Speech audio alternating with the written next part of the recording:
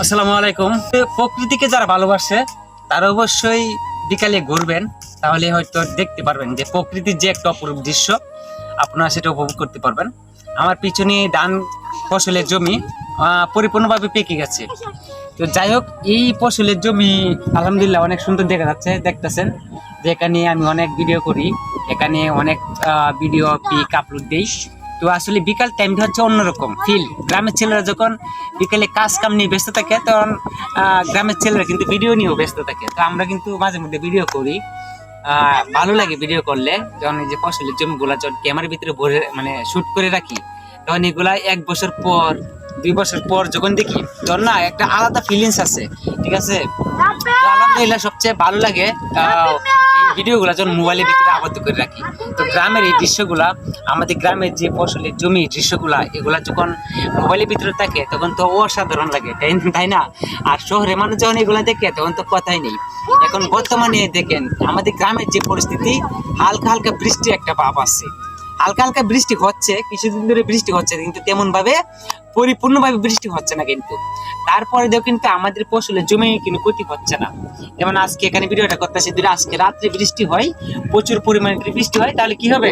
ফসলের জমিগুলা, আপনার এই যে ফসলের জমিগুলো, আমার পিছনে যে ফসলের জমিগুলো আছে, আমার সামনে যে ফসলের জমিগুলো আছে, এগুলো কিন্তু পানিতে ভরে যাবে। যদিও আমাদের ময়মনসিংহ অঞ্চল সমতল ভূমি, এতটা পানি পরিপূর্ণ হলেও ফসলের জমি ক্ষতি হয় না, কোনো সময় হয় নাই, আলহামদুলিল্লাহ ভবিষ্যতেও হবে না ধারণা করি।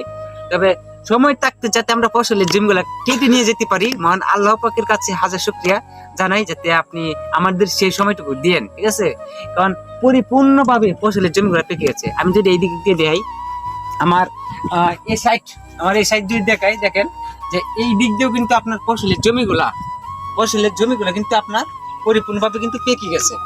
তো যাই হোক, খুব শীঘ্রই কয়েকদিনের ভিতরে হয়তো দেখবেন সব ক্লিয়ার হয়ে গেছে।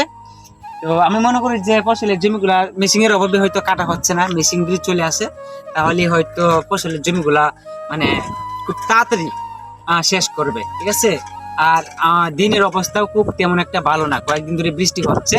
তবে যদি বৃষ্টি না হয় তাহলে হয়তো আমাদের যে ফসলের জমিগুলা আছে পরিপূর্ণভাবে যে গড়ে তোলা সম্ভব।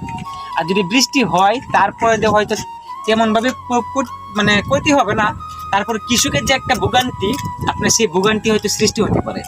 কারণ এই যে বৃষ্টি আসলে কি হবে, হয়তো মেশিন নামতে পারবে না, হয়তো লোকজন দিয়ে মানে ধানটা কাটানোর পরে যে গড়ে তোলা যে একটা মেঘলা মেঘলা একটা ভাবের যে একটা বিদেশি আসলে এটা এরকমটা হয়ে যায়। ঠিক আছে, তো যাই হোক, এই ভিডিওটা